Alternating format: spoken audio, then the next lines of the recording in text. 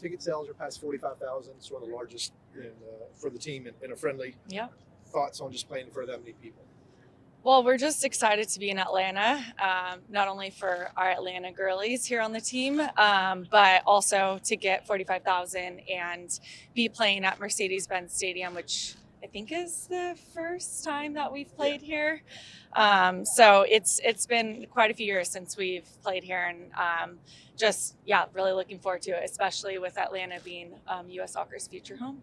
They break ground on that on Monday. What would help y'all at this new training center and facility? What would make the U.S. Women's National Team a better team? Well, you look at some of the best teams in the world, federations, everyone has headquarters, and we've always had our offices in Chicago, but a lot of our training, sites, our main training site in LA. And so to have that all together is going to be really important for us to have everyone kind of in the same space, and just know that we have quality grass fields and great training facility, locker rooms, everything that we could possibly need in the same space where, we can all go before a major tournament and train at any time of the day or night is just going to be great for us. So I've been looking forward to this for many years on the team, and when it was announced that U.S. Soccer would be moving forward with it, I was personally very excited. Alex, what do you remember about that match in 2016 at the Georgia Dome? I don't remember much. It was quite a while ago, which is why I feel like we're all just really eager to play this game here in Atlanta, because it has been so long since we've been here, and we do have some great players who call Atlanta home or have grown up in Atlanta. So it's great to be back here. We know that the fans are going to come and show up and be loud and give us a lot of energy. We see that with Atlanta United every week. So, we want to see that on the women's side as well. And hopefully in the future, week in and week out with hopefully a women's team. Your teammates who are from here, have they shared with you at all how important it is, not just to play here, but to have the training facility built here as well? Can you tell they're excited about that? Yeah, I know that Kelly O'Hara was at the unveiling of Atlanta being the future home of U.S. Soccer, which was great because she's from here, and so just to have a lot of players here be able to share the excitement with us is awesome. But like I said before, this is so important for us moving forward to have everything under one roof, to have a space where we can come before major tournaments in the beginning of the year, at the end of the year, to have camps and just great grass fields and everything we could possibly need. It's really important for this federation moving forward. Alex, it's been a little bit since you guys have played Japan. What are the challenges that they present on Saturday for you? Well, Japan plays so well as a team. They've also, I think in the recent years, been really good with their transition. They defend really compact, and they are very patient. And when they win the ball, they go forward very quickly.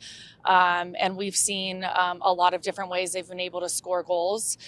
We used to play them a lot more than we actually have in the last couple of years, but they're a quality team that will challenge us, and this is going to be a great opportunity for us in preparation for the Olympics. Alex, how do you approach making an Olympic roster now being 34? Just one of the older vets now. Thank you for pointing that out. Yeah, I approach it the same way I have approached trying to make every roster. It's doing my job on the field every day in training, in games, continue to make a case for myself as forward. You're often judged on the goals that you score, not only just, the impact you have on the field with your, passes, but mostly the goals that you score. So for me, it's putting the ball in the back of the net, being a good veteran and leader to a lot of these younger players. We have a lot of younger players. We have 16-year-olds and a lot of players that are teenagers on this team, which is amazing to see a younger trend. But I have to continue to make a case for myself. What is the dynamic like with having younger players like that who are 16?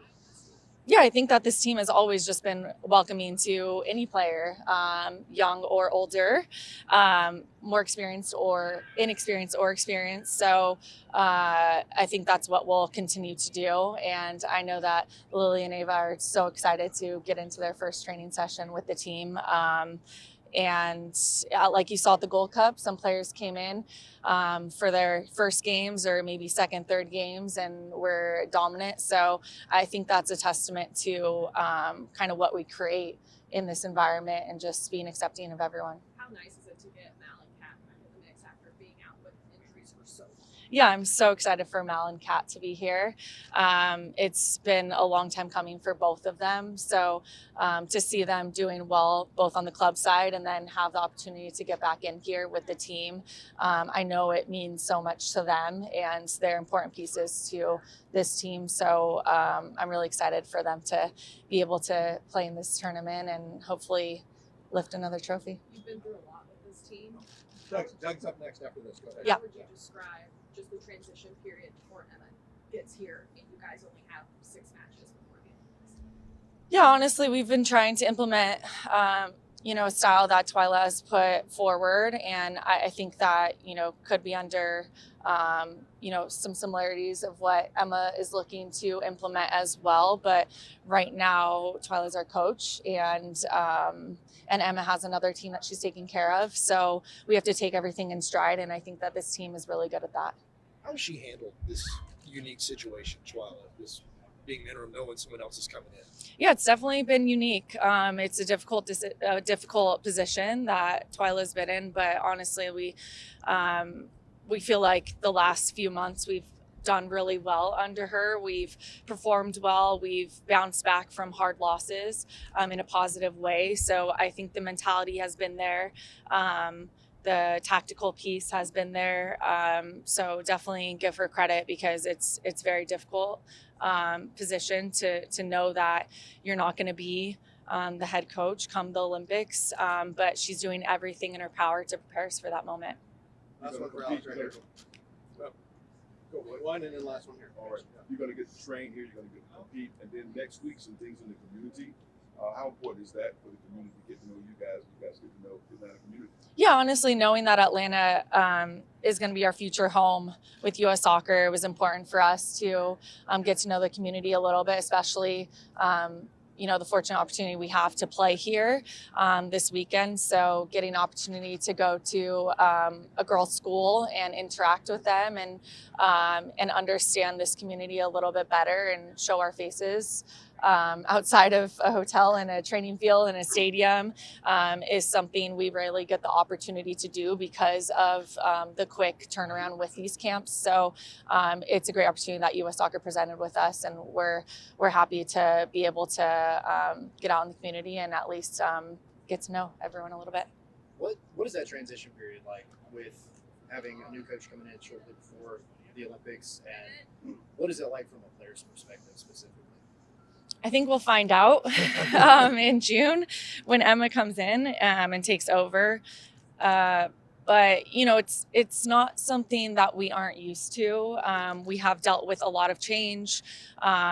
We have dealt with different coaches, players, staff, locations. We kind of get uprooted from our homes and just flown everywhere. And the only things that are consistent are the grass and the fans that we hope to continue to show up and support us. But there's definitely a lot of change all the time. And so I think for us, it's just continuing to have our mind set right, and know that we're all competing ultimately for a roster spot for the Olympics. And so just to make sure we dig in every day and not get ahead of ourselves.